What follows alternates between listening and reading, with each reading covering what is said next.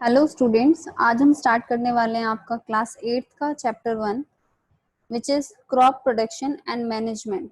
ठीक है, इस चैप्टर में हम क्या पढ़ेंगे कि आपका जो क्रॉप होते हैं वो हम कैसे प्रोड्यूस करते हैं उनको, और कैसे फिर आगे उनको हम मैनेज करते हैं। लाइक कोई भी आपकी जो क्रॉप होती है वो हम जैसे ग्रो ग्रो अप करते हैं। ठीक है, तो आगे उसका कैसे क्या स्टेप लेते हैं और कैसे कैसे हम उसको प्रोड्यूस करते हैं, तो वो सब उसमें हम इस चैप्टर में पढ़ने वाले हैं। ठीक है, तो सबसे पहले स्टार्ट करते हैं आपका differentiate the following. Question number 1 which is fertilizer and manure. आपका जो फर्टिलाइजर्स होते हैं और मैन्योर होता है उनमें आपका क्या डिफरेंस होता है। ठीक है, so fertilizer, it is the chemical substance which can be added to soil to increase the nutrient content, right? क्या होता है कि जैसे कोई भी आपकी जो क्रॉप होती है, ठीक है, वो अगर किसी भी प्लांट को जब ग्रो करती है, मतलब हम सिंपल जो एक प्लांट के लिए बोलते हैं तो क्या कहते हैं हम कि जैसे जो वाटर देते हैं कई बार उसको, कुछ उसका सनलाइट का होता है। ठीक है, या फिर कुछ भी कि अगर हमें किसी भी जैसे हमें अपने बॉडी के अंदर न्यूट्रिएंट्स लेने हैं तो हम क्या करते हैं, बाहर से अपने जो भी एक्स्ट्रा जो न्यूट्रिएंट्स होते हैं, प्रोटीन्स वगैरह की जो होती हैं चीजें, उनको खाते हैं। सेम वे में जो फर्टिलाइजर होते हैं वो भी उसी वे में सॉइल के साथ क्या करते हैं कि जब हम उनको सॉइल में ऐड करते हैं तो वो सॉइल के जो न्यूट्रिएंट्स होते हैं, न्यूट्रिएंट कंटेंट जो होता है उनको इंक्रीज करते हैं, राइट? अब जो फर्टिलाइजर होते हैं वो क्या होते हैं, एक टाइप का केमिकल सब्सटेंस ही होता है। ठीक है, तो वो आपका सॉइल की न्यूट्रिएंट कंटेंट को इंक्रीज कर देता है, ताकि जो आपका जो सॉइल के अंदर जो भी सीड्स वगैरह हमने डाले हैं, फिर जो बेबी प्लांट्स वगैरह हैं, वो जल्दी से उन न्यूट्रिएंट्स को एब्जॉर्ब करके ग्रो कर पाए। ठीक है, नेक्स्ट इज मेन्योर। मेन्योर क्या होता है? Fertilizer is a chemical substance, जबकि जो मैन्योर होता है that is a natural substance. ठीक है, इसको हम नेचुरल प्रोसेस से ही बनाते हैं। और कैसे बनाते हैं? Which is obtain from decomposition of waste of plants and animals and that is cow dung. इसमें कहता है कि जो मैन्योर बनाते हैं, ये आप लोगों ने घर पे भी बनाया होगा, कि जो आपका वेस्ट मटेरियल होता है जो कि बायोडिग्रेडेबल हो। बायोडिग्रेडेबल का मतलब जो इजिली जो आपके डिकम्पोज हो सकता है, जो easily with the help of decomposers और द बैक्टीरिया। ठीक है, तो जो मैन्योर होती है, जैसे कि आपकी जो प्लांट्स और एनिमल्स के जो पत्ते वगैरह होते हैं, ठीक है, या फिर आपका जो काउ डंग वगैरह होता है, ठीक है, और आपके जितने भी जैसे फ्रूट्स वगैरह जो वेजीज होती हैं, ठीक है, उनको क्या करते हैं, हम सॉइल के अंदर बरेड करते हैं। ठीक है, सॉइल के अंदर उसको कवर कर दबाते हैं, and then after some time we use that particular substance as a manure, right? Next is, what is the difference between pesticides and weedicides? ठीक है, पेस्टिसाइड्स वो होते हैं जैसे कि जो आपकी क्रॉप है, आपकी जो क्रॉप है उस पर कई बार क्या होता है, आपके कुछ इंसेक्ट्स वगैरह लग जाते हैं या फिर फंगाई वगैरह लग जाती है, तो उनसे प्रोटेक्ट करने के लिए या फिर जो इंसेक्ट्स हैं उनको कंट्रोल करने के लिए हम क्या यूज करते हैं, पेस्टिसाइड्स यूज करते हैं। उसका उस पर हम एक स्प्रे लगाते हैं। ठीक है, so that spray is used over the plants to control the insects and protect the plants from fungi, right? Next है वीडीसाइड। वीडीसाइड क्या होता है कि जैसे आपके जो वीड्स होते हैं, वीड्स होते हैं कि जैसे छोटे छोटे कई बार क्या होता है कि जैसे हमारा जो प्लांट हो रहा होता है, ठीक है, उसके साथ कुछ छोटे छोटे वीड्स, मतलब खरपतवार जो हम बोलते हैं उसको बोलते हैं। ठीक है, तो कुछ छोटे छोटे प्लांट उग जाते हैं, अनवांटेड प्लांट्स, तो उनको हटाने के लिए, ठीक है, उन वीड्स वगैरह को हटाने के लिए हम किसका यूज करते हैं, वीडीसाइड का। क्योंकि अगर हम एक पर्टिकुलर टाइप का ही आपका प्लांट वहां पर क्रॉप ग्रो अप करेंगे तो वही हमारे लिए बेटर होता है, जिससे हमारी जो यील्ड आती है, मतलब जो हमारा अमाउंट है उस पर्टिकुलर क्रॉप का, वो हमें ज्यादा मिलता है। ठीक है, नेक्स्ट है थ्रेशिंग एंड विनोइंग। थ्रेशिंग वो प्रोसेस होता है जिससे हम जैसे जो आपकी जो क्रॉप है, ठीक है, जैसे मतलब जो आपकी क्रॉप है उसमें से जो आपके मतलब फूड मटेरियल जैसे ग्रेन्स वगैरह जो होते हैं, राइस होते हैं, तो उनके जो प्लांट्स होते हैं उनको हम जब जैसे किसी चीज पर बीट करते हैं तो क्या होता है कि जो उसके अंदर के जो आपके दाने होते हैं वो आपके क्या होते हैं, निकल जाते हैं। ठीक है, अब क्या होता है कि जब हम उसको बीट करते हैं तो उसके साथ कुछ आपके अनवांटेड हस्क वगैरह भी आ जाता है। हस्क जिसको हम हिंदी में बोलते हैं, जैसे जो वो हस्क होता है उसको बाद में ऐसा भूस जो आपके एनिमल्स वगैरह खाते हैं उनका फूड जो होता है दैट इज हस्क। ठीक है, तो जो थ्रेसिंग होता है it is the beating the sheaves against the wooden bars to separate the grains from stalks, right? Winnowing होता है, विनोइंग इज लाइक जो अनवांटेड, अब क्या है कि पहले तो हमने जो आपका जो प्लांट था उसमें से हमने क्या किया, जो ग्रेन्स था उनको निकाला, ठीक है, स्टार्क्स में से। फिर उसके बाद आपका जैसे जो आपके गेहूं होता है, ठीक है, गेहूं एक शेल में मतलब एक शेल्स होता है, मतलब एक पर्टिकुलर एक शेल होता है उसमें इनक्लोज्ड होता है। ठीक है, ऐसे ही आपके जो चावल होते हैं वो भी इनक्लोज्ड होते हैं। ठीक है, तो उनके साथ आपका हस्क जो होता है उस हस्क को जिस प्रोसेस से हम हटाते हैं दैट इज विनोइंग। ठीक है, आपने घर पे भी जैसे हम जो गेहूं होते हैं उसको साफ करते हैं, ठीक है, तो वो विनोइंग की प्रोसेस होती है जब हम जिसमें हम कई बार जो टेबल फैन वगैरह होते हैं वो लगा के उसको साफ करते हैं। ठीक है, इस तरीके से। Next is crop rotation and mixed cropping. Crop rotation क्या होता है, it is the process of growing different crops in succession on a piece of land. इसमें कहता है क्रॉप रोटेशन होता है कि जिसमें मतलब एक हम क्या करते हैं, एक तरीके का प्रोसेस होता है जिसमें हम डिफरेंट डिफरेंट टाइप की क्रॉप्स को, ठीक है, एक सक्सेशन मतलब एक जो लैंड होती है उस पर लगाते हैं after a particular interval of time. ठीक है, क्रॉप रोटेशन जैसे कि पहले हमने गेहूं मतलब जो आपके वो होते हैं जो वीट वीट का होता है उसकी क्रॉप लगाती है। ठीक है, फिर आपकी जब वो वाली होगी फिर हम राइस की लगा देते हैं, फिर उसके बाद जो आपकी ग्रेन्स होते हैं उनको लगा देते हैं। ठीक है, तो ऐसे जो एक रोटेशन होती है कि फिर से हमने वीट का कर दिया, फिर उसके बाद राइस का कर दिया एंड देन फिर से ग्रेन्स का कर दिया, तो इस तरीके से। ठीक है, नेक्स्ट है मिक्स्ड क्रॉपिंग। मिक्स्ड क्रॉपिंग में क्या होता है कि इसमें तो क्या होता है कि हम एक एक बार में जो हमारी जो फील्ड होता है, ठीक है, उस फील्ड में हम एक ही टाइप की एक बार में लगा सकते हैं जो क्रॉप हमें करनी होती है। ठीक है, लेकिन मिक्स क्रॉपिंग में क्या होता है कि आप एक ही लैंड में एक टाइम पर डिफरेंट डिफरेंट टाइप की क्रॉपिंग वो क्रॉप्स लगा सकते हैं। ठीक है, more crops together on the same piece of land, right. Next है basin and furrow irrigation. Basin and furrow irrigation क्या होता है, बेसिन होता है it is the simplest irrigation in which bunds of soil are made as a border all around the field. उसमें हम क्या करते हैं कि जैसे आपका जो आपका फील्ड है उसके आपके चारों ओर हम क्या करते हैं, जो आपकी सॉइल है उसके बॉर्डर्स बना लेते हैं और फिर उसको हम पानी से फिल कर देते हैं। ठीक है, and that field is then flooded with water, right. तो वो एक इरिगेशन का तरीका है आपका।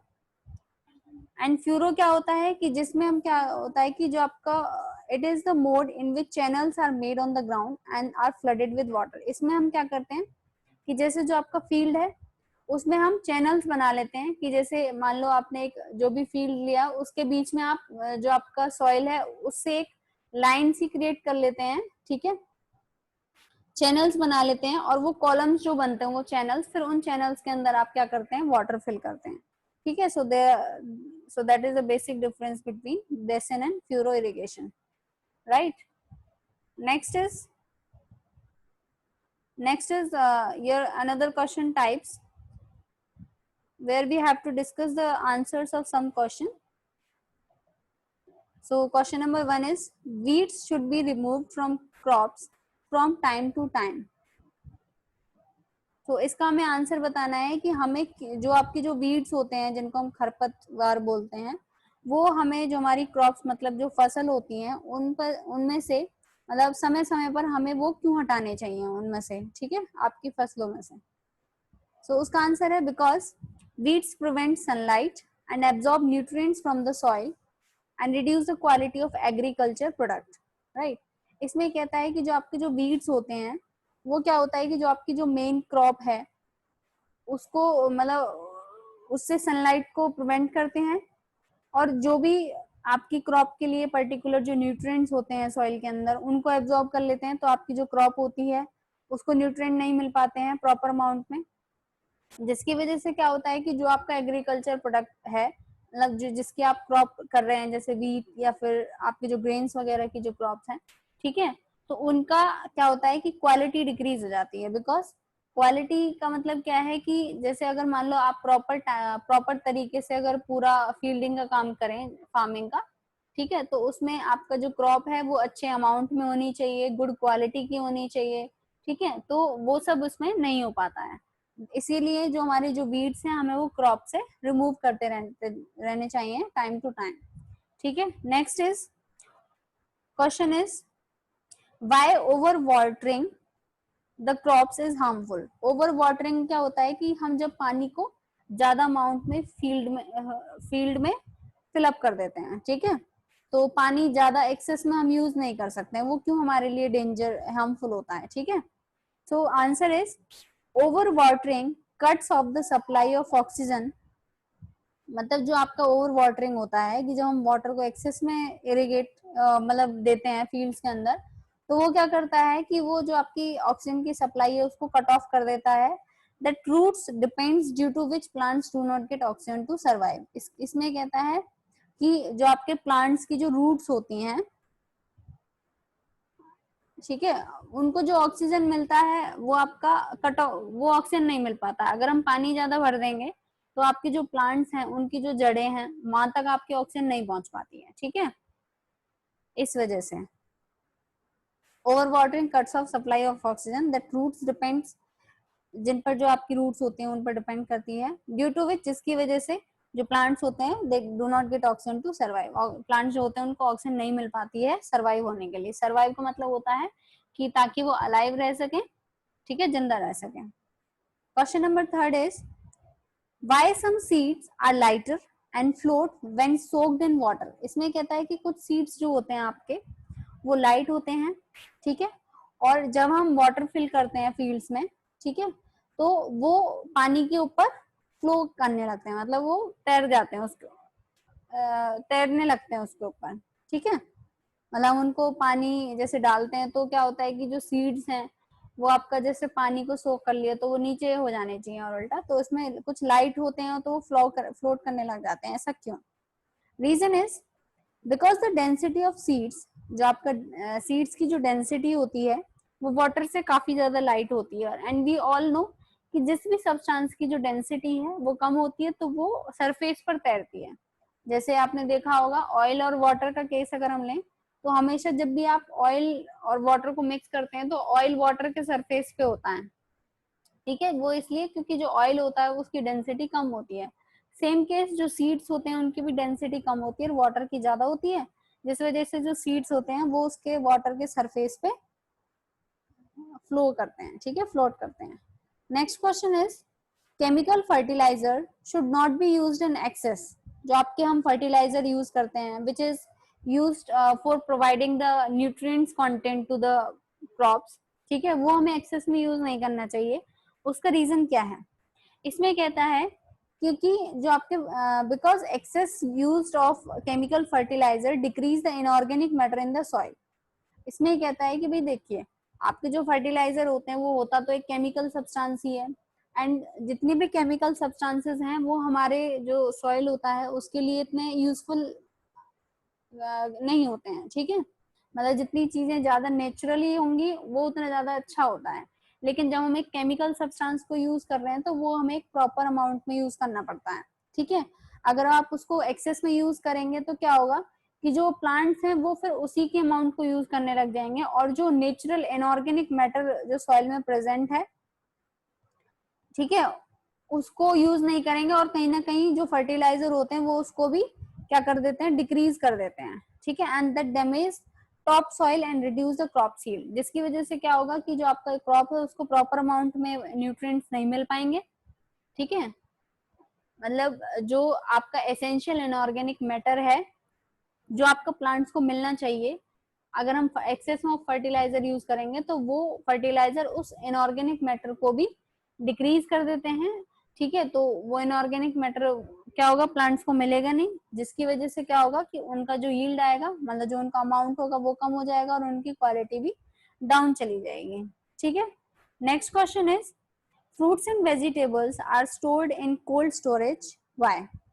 जो आपके फ्रूट्स और वेजिटेबल्स होते हैं उनको हम कोल्ड स्टोरेज मतलब ठंडी जगहों पर रखते हैं, ऐसा क्यों। इसमें कहता है कि जो फ्रूट्स एंड वेजिटेबल्स होते हैं उनको हम कोल्ड स्टोरेज में इसलिए रखते हैं, cold storage exhibit longer storage life because the rate of respiration is decrease. इसमें कहता है कि जब हम ठंडी जगहों पर उन वेजिटेबल्स और फ्रूट्स को रखते हैं तो वहां पर क्या होता है, जो आपका रेस्पिरेशन का रेट होता है वो डिक्रीज हो जाता है, ठीक है। तो क्या होता है कि जितना फ्रूट्स एंड वेजिटेबल आपका जैसे मान लो वो रेस्पिरेशन अगर प्रॉपर रेट से कर रहे हैं तो उनका लाइफ टाइम कम हो जाता है, शॉर्ट हो जाता है। अगर आप उनको ठंडी जगहों पर रखोगे तो उनका लाइफ टाइम क्या होगा, इंक्रीज हो जाएगा, ठीक है। नेक्स्ट क्वेश्चन है आपका, देखिए आपके शॉर्ट क्वेश्चन आंसर टाइप्स हैं क्वेश्चन, ठीक है। इसमें कहता है गिव आंसर इन ब्रीफ, ठीक है। तो उसमें फर्स्ट क्वेश्चन है give 3 uses of each ploughing, levelling and weeding, right. Ploughing होता है कि जैसे जब हम कोई भी एक क्रॉप को स्टार्ट करते हैं, मतलब उसकी जो फार्मिंग जो स्टार्ट करते हैं, तो सबसे पहले जो आपकी सॉइल होती है, ठीक है, जब आप मान लो आपने कोई भी एक राइस की या वीट की क्रॉप वो जस्ट अभी वहां से निकाली है, ठीक है, आपने ग्रेन्स को निकाला है, तो क्या होता है कि जो आपकी मिट्टी होती है वो प्रॉपर एक लेवलिंग में नहीं होती है, ठीक है। मतलब आपको क्या करना होता है कि वो जो मिट्टी होती है उसको अच्छे से चलाना होता है, ठीक है, जोतना होता है, that is the ploughing process. तो उसमें क्या होता है, जब हम उस प्रोसेस को करते हैं उसकी वजह से क्या होता है कि जो सॉइल होती है वो थोड़ी सी लूज हो जाती है, ठीक है, ताकि जो उसके न्यूट्रिएंट्स हैं या फिर जो जितना भी कंटेंट है वो फिर से रीजनरेट हो जाए हमारी सॉइल के अंदर, ठीक है। सो उसका यूज क्या है, it lose the soil which increase water holding capacity of soil. मतलब जो आपका सॉइल है उसको लूज करता है थोड़ा सा, प्लॉइंग जो प्रोसेस होता है, ठीक है। वो उसकी वजह से क्या होता है कि जो सॉइल होता है वो वाटर को होल्ड करने की जो उसकी कैपेसिटी वो बढ़ जाती है, और इसकी वजह से जो प्लांट्स की रूट्स होती हैं वो भी अच्छे से प्रॉपरली ब्रीथ कर पाती हैं, ठीक है, and that becomes easy for the plants, right. Next is levelling. Levelling होता है कि हम जो हमारी सॉइल है उसको एक लेवल पे हमें सेट करना होता है, ठीक है, मतलब ऊपर नीचे नहीं होनी चाहिए। उसका यूज क्या है कि अगर आप ऐसे लेवलिंग कर देते हैं तो आपका जो सॉइल इरोजन, मतलब कि जैसे जो मिट्टी होती है कई बार वो उसमें ब्रेक से आ जाते हैं, ठीक है, तो वो नहीं होगा, सॉइल इरोजन नहीं होता है, that prevent it from soil erosion and loss of moisture from the Floyd soil, ठीक है। और जो आपका मॉइस्चर सॉइल के अंदर जो एब्जॉर्ब हो जाता है उसको उसका लॉस नहीं होता है। Next is use of weeding. इसमें कहता है कि क्योंकि हमने अभी पीछे पढ़ा था कि जो वीड्स होते हैं वो बेसिकली क्या करते हैं कि जो आपका क्रॉप्स होता है वो जो न्यूट्रिएंट्स सॉइल से लेने वाले होते हैं या फिर जो सनलाइट होता है या फिर जो भी वाटर जो क्रॉप्स को मिलना चाहिए वो वीड्स लेना स्टार्ट कर देते हैं, जिसकी वजह से जो हमारी क्रॉप्स होती है उसकी यील्ड कम हो जाती है और उसकी क्वालिटी भी डाउन चली जाती है, ठीक है। तो वीडिंग अगर हम कर देंगे प्रोसेस तो वो जितने भी वीड्स होंगे वो रिमूव हो जाएंगे, ठीक है, आपकी क्रॉप से। फिर उससे क्या होगा कि जो आपकी क्रॉप है, जो भी आप फसल कर रहे हैं, तो उसको प्रॉपर सनलाइट मिलेगा, उसको प्रॉपर वाटर मिलेगा, प्रॉपर न्यूट्रिएंट्स मिलेंगे, सब उन्हीं को ही मिलेगा, ठीक है, कोई और सोर्स नहीं होगा जो उसके न्यूट्रिएंट्स को ले रहा होगा, ठीक है, जिसकी वजह से क्या होगी कि आपकी जो क्रॉप है उसकी क्वालिटी अच्छी आएगी और आप वो गुड अमाउंट में भी आपका होगा। Next is right 3 uses of watering plants, कि जो प्लांट्स होते हैं आपके उसमें वाटर का क्या रोल है, ठीक है। सो उसमें सबसे पहले आपका water protect the crops from hot air current.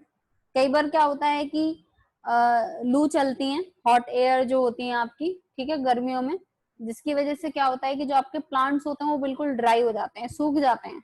ठीक है, जैसे हम लोगों को भी पानी ना मिले तो एकदम क्या होता है कि बॉडी की एनर्जी डाउन होती हो जाती है, गला बहुत सूख जाता है। ठीक है, सेम आपका प्लांट्स के साथ है कि अगर उनको वाटर नहीं मिलेगा तो उनके अंदर से मॉइस्चर बिल्कुल लॉस हो जाएगा।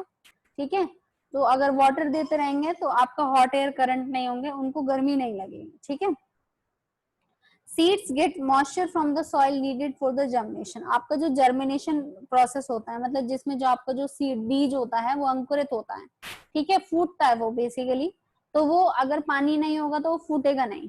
ठीक है, तो जो वो प्रोसेस होता है वो आपकी मॉइस्चर की वजह से ही होती है, जो आपका सॉइल के अंदर होता है। और सॉइल के अंदर मॉइस्चर कैसे आएगा, जब आप उसको वाटरिंग देंगे फील्ड में। ठीक है, third is plant absorb salt and minerals from the soil. इसमें कहता है कि जब आप वाटर देते हैं सॉइल के अंदर तो आपका क्या होता है, जो सॉइल होती है वो उसको होल्ड करके रखती है, और उसी वाटर के अंदर जो आपके सॉइल है उसमें आपके सॉल्ट्स एंड मिनरल्स डिजोल्व हो जाते हैं। ठीक है, उस वाटर के अंदर, तो जब भी आपकी जो रूट्स होंगे उस सॉइल को जब कैचअप करेंगे वहां से, ठीक है, तो वो न्यूट्रिएंट्स और जितने भी सॉल्ट्स हैं उनको भी एब्जॉर्ब करेंगे, जिससे क्या होता है कि उनकी जो ग्रोथ रेट होती है वो काफी अच्छी हो जाती है। ठीक है, तो that is the third use of water in the plant.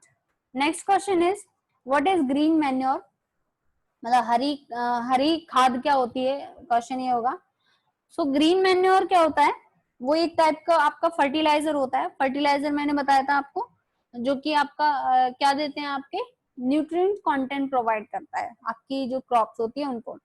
ठीक है, सॉइल को, सॉरी। ठीक है, सो ग्रीन मैन्योर एक टाइप का फर्टिलाइजर होता है that consisting of growing plants and they are plot back into the soil. इसमें कहता है कि जो ग्रीन मैन्योर होते हैं वो आपकी ग्रीन प्लांट से मिलकर बनता है। ठीक है, और वो क्या होते हैं कि जैसे मान लो जैसे छोटे छोटे आपके जो पेड़ होते हैं, जब आप खेत को प्लॉइंग करते हैं उसकी, तो क्या होता है कि जो छोटे छोटे आपके पौधे होते हैं वो आपके सॉइल में ही दब जाते हैं। ठीक है, तो वो जो पौधे होते हैं वो कहीं ना कहीं आपके जो सॉइल है उसके अंदर न्यूट्रिएंट्स देते हैं, तो वो एक ग्रीन मैन्योर का काम करते हैं, उसकी क्वालिटी को इम्प्रूव करते हैं सॉइल की। ठीक है, green manure is created by living uprooted और shown crop parts on the field. इसमें कहता है कि जो ग्रीन मैन्योर होता है वो हम कैसे करते हैं, कैसे क्रिएट करते हैं, बाय लिविंग अपरूटेड, मतलब कि जैसे जैसे आपके जो भी क्रॉप, जैसे कुछ आपकी जो क्रॉप्स होंगी, ठीक है, तो उसमें अपरूटेड हो सकते हैं, फिर जैसे क्रॉप्स का कोई पार्ट्स है, ठीक है, उसको हम सॉइल में बर्ड कर देते हैं और फिर उसको वाटरिंग देके आपको छोटे छोटे आपके ग्रीन प्लांट्स हो जाते हैं वहां पर, और फिर हम उसको बाद में as a green manure use करते हैं। ठीक है, next is what is mulching. Mulching क्या होता है आपका, mulching is a process of covering garden soil with a porous material. इसमें कहता है कि जैसे आपकी जो गार्डन सॉइल होती है उसको हम एक पोरस मटेरियल से कवर करते हैं, तो उस प्रोसेस को मल्चिंग बोलते हैं। उसका रोल क्या है, मल्चिंग जो प्रोसेस है उसका क्या बेसिक यूज है। जब हम मल्चिंग करते हैं तो क्या होता है कि जो आपकी जो सॉइल है, ठीक है, जब आप उसको एक पोरस मटेरियल से कवर कर देंगे तो आपकी जो सॉइल होगी वो गर्मियों में ठंडी रहती है, और जो आपके विंटर्स होते हैं उनमें गर्म रहती है। ठीक है, क्योंकि जो पोरस मटेरियल होगा उसमें क्या होंगे, आपके पोर्स होंगे छोटे छोटे, जिनकी वजह से गर्मियों में जैसे पानी वगैरह है वो इजिली उनमें अब्जॉर्ब हो जाएगा। ठीक है, और जैसे विंटर्स में आपकी जो सनलाइट है वो भी इजिली वहां तक पहुंच जाएगी। तो इस तरीके से वो मल्चिंग का प्रोसेस आपका होता है। Next is what is the biological control, give an example to control pest by this method. इसमें कहता है कि बायोलॉजिकल कंट्रोल क्या होता है। बायोलॉजिकल कंट्रोल होता है कि that is a method to control pests by using of living organism. जैसे आपके जो बीट्स होते हैं वो हमने अभी लास्ट में पढ़ा था, अभी थोड़ा सा जस्ट पहले ही, कि जो बीट्स होते हैं वो हमारी क्रॉप के लिए यूजफुल नहीं होते हैं, they are dangerous for our crops, right. So biological control होता है कि हम कोई ऐसा मेथड निकालें बायोलॉजिकली मतलब जहां पर आपके ऑर्गेनिज्म का यूज हो रहा हो, लिविंग ऑर्गेनिज्म का यूज हो रहा हो, उनको यूज करते हुए हम उन वीड्स जो हैं उनको रिमूव कर दें, या फिर उनको बिल्कुल खत्म ही कर दें हमारी क्रॉप से। ठीक है, या फिर उनको कंट्रोल करें। ताकि जो आपकी क्रॉप्स है वो अच्छी हो पाए, ठीक है। So that is it is a method to control weeds by using the living organism, that is the biological control, right. So इसका एग्जाम्पल क्या है, जो आपका बायोलॉजिकल कंट्रोल से मतलब जो वीड्स वगैरह उनको हम, कुछ आपके पेस्टिसाइड्स होते हैं कंट्रोल पेस्ट, जैसे आपके डीडीटी का होता है, एक मैलेथन होता है, ठीक है, बीएससी ब्यूटाइलेटेड हाइड्रोक्साइड कार्बन, ठीक है। तो ये तीन ऐसे जैसे होते हैं आपके, ये तीन एग्जांपल्स हैं जिनसे हम क्या कर सकते हैं, पेस्ट जो होता है उसको हम बायोलॉजिकली कंट्रोल कर सकते हैं। डीडीटी आपका एक मतलब सिलेंडर होता है आपका, उसमें हम फिल कर लेते हैं, देन उसको स्प्रे करते हैं आपकी क्रॉप्स के ऊपर, ठीक है, जिससे आपके जो बीड्स होते हैं वो या फिर पेस्ट वगैरह होते हैं वो वहीं पर मर जाते हैं, ठीक है। Next question is name two bacterial and fungal disease, दो आपको कोई बैक्टीरियल और फंगल डिजीज बतानी है। So bacterial disease is cholera, मतलब जिसमें जिसको हम हिंदी में बोलते हैं हैजा, जिसमें आपका क्या होता है कि आपका जो वॉमिटिंग मतलब आपको उल्टियां हो जाती हैं, ठीक है, और आपके लूज मोशंस हो जाते हैं, तो वो बहुत ही, और आपका जो वाटर लॉस होता है बॉडी में वो बहुत ज्यादा हाई अमाउंट में हो जाता है, ठीक है। प्लेगू, नेक्स्ट इज ट्यूबरक्लोसिस जो आपका टाइफाइड उसमें आता है, ठीक है।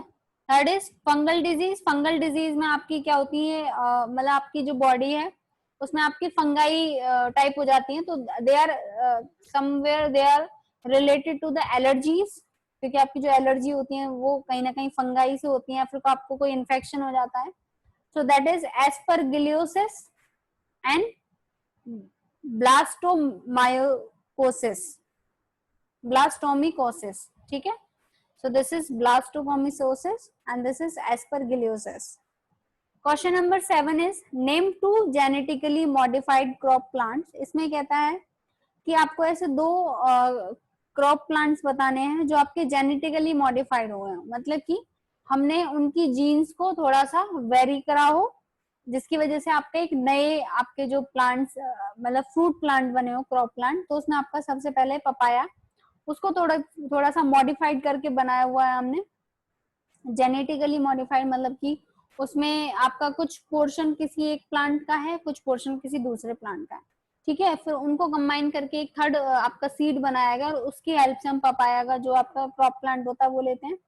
Next is sugar beets and third is अल्फाल्फा, ठीक है। Now next category is long type question answers. So इसमें हम डिस्कस करते हैं, first is describe the methods of drip irrigation and irrigation by sprinkles. इसमें कहता है ड्रिप इरिगेशन और इरिगेशन बाय स्प्रिंकल्स, आपके इन मेथड्स को हमें एक्सप्लेन करना है। तो पहले मैं आपको यहाँ बता देती हूँ, ड्रिप इरिगेशन क्या होता है, ये उन एरियाज में होता है जहां पर आपका जो वाटर है या फिर जो आपकी रेनफॉल होता है, जहां पर मतलब जो बारिश होती है वो काफी कम मात्रा में होती है, मतलब वहां पर काफी लो लेवल होता है रेनफॉल का, ठीक है, और वहां पर पानी भी बहुत कम होता है, तो वहां पर हम ड्रिप इरिगेशन यूज करते हैं। उसमें क्या होता है, in this method the water is carried directly to the roots of plant drop by drop, मतलब हम जो आपके प्लांट्स हैं उनकी रूट तक ड्रॉप बाय ड्रॉप आपका पानी पहुंचाते रहते हैं, ताकि उनको वाटर का मतलब ऐसा ना लगे कि वाटर नहीं मिल रहा उनको, मतलब उनको मॉइस्चर मिलता रहे, जस्ट एक टाइप का, मतलब उनको एक नमी सी मिलती रहती है अगर रेनफॉल नहीं होती है तो, ठीक है। So this method is best to prevent loss of water, ताकि आपका वाटर का लॉस ना हो। सेकेंड इज स्प्रिंकल इरिगेशन, इसमें हम क्या करते हैं, ये मेथड हम वहां पर यूज करते हैं जहां पर आपकी जो लैंड है दैट इज सैंडी, मतलब जहां पर आपका रेत ज्यादा होता है, ठीक है। इसमें क्या करते हैं हम, जो आपका फील्ड होता है उसमें आपके कुछ पाइप्स लगा देते हैं, ठीक है, जिनमें आपके रोटेटिंग नोजल्स होते हैं, नोजल उसके पाइप के टॉप पे लगा होता है, ठीक है, रोटेटिंग है मतलब वो चारों ओर घूम सकता है। तो जैसे ही आपका हम टैप ऑन करते हैं तो जो वाटर होता है वो प्रेशर के साथ उस पाइपलाइन में आता है, ठीक है, और वो क्या करता है that escape from rotating nozzle and get sprinkle over the crop, मतलब जो नोजल्स होती हैं उनमें थोड़े छोटे छोटे छेद होते हैं, तो जैसे ही प्रेशर के साथ पाइप के थ्रू पानी आता है तो उन नोजल में से आपका जो पानी है, ठीक है, जो वाटर है वो मतलब सारे फील्ड पर स्प्रिंकल हो जाता है, जैसे आपका जो फव्वारा होता है ना सेम उसी टाइप का होता है कि बूंद बूंद करके बौछार सी हो जाती है पूरे फील्ड में, और सारा आपका जो फील्ड है उसमें आपका पानी हम छिड़का देते हैं, ठीक है। नेक्स्ट क्वेश्चन है describe the method of plant breeding for crop improvement. इसमें कहता है कि प्लांट ब्रीडिंग जो होता है वो एक आपका एक ऐसा कंज्यूमिंग मेथड है जिसमें हम क्या करते हैं,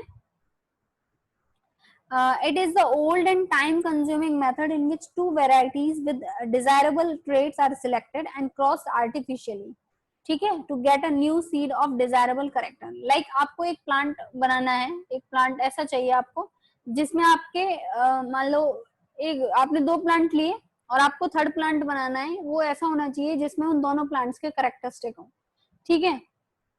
तो वो जो आप करते हैं वो ब्रीडिंग की प्रोसेस के थ्रू करते हैं, जिसमें आप क्या करते हैं कि उन दोनों जो प्लांट्स हैं उनका जो डिजायरेबल ट्रेट्स मतलब जो आपको चाहिए, जैसे मान लो एक आपके पास प्लांट है which is green in colour, ठीक है, बट वो थोड़ा सा उसमें लेमन फ्लेवर है, और आपका सेकंड है जो कि आपका येलो कलर में लेकिन उसमें थोड़ा ऑरेंजी फ्लेवर है।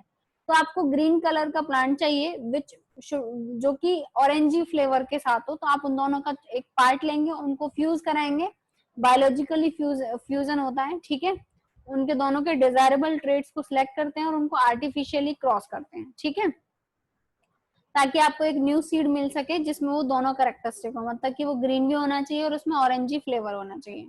सो द सीड्स दस ऑब्टेन्ड इज कॉल्ड हाइब्रिड, उसको हम बोलते हैं हाइब्रिड सीड्स, और उस प्रोसेस को क्या बोलते हैं, हाइब्रिडाइजेशन, ठीक है।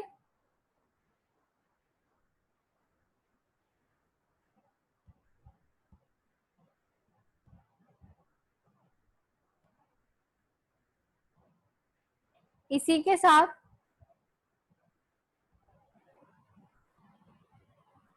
आपका हम डिस्कस यहीं तक करते हैं, ठीक है। आपके दो क्वेश्चंस कर लिए हमने लॉन्ग आंसर टाइप में। नेक्स्ट वीडियो में अगर हो पाएगा तो मैं आगे का जो लास्ट पेज रहता है वो डिस्कस कर लूंगी, ठीक है। सो अब आपको ये एक बार अच्छे से रीड करना है, टर्म्स को समझना है, ठीक है। आप अपने मतलब डाउट्स को क्लियर करें, कोई अगर वर्ड समझ में नहीं आ रहा है तो आप बता सकते हैं, ठीक है। सो और आपके जो भी जैसे टर्म्स वगैरह है like threshing, growing, crop rotation वगैरह हैं, इनको आप नोटबुक में लिख के एक बार प्रैक्टिस करें, ठीक है, अच्छे से। मेन थिंग कि चीजों को समझें, उनको रटे ना, ठीक है। Don't believe in rote learning, just understand the concept behind the terms, right. So आज के लिए इतना ही, नेक्स्ट वीडियो के साथ जल्दी मिलेंगे।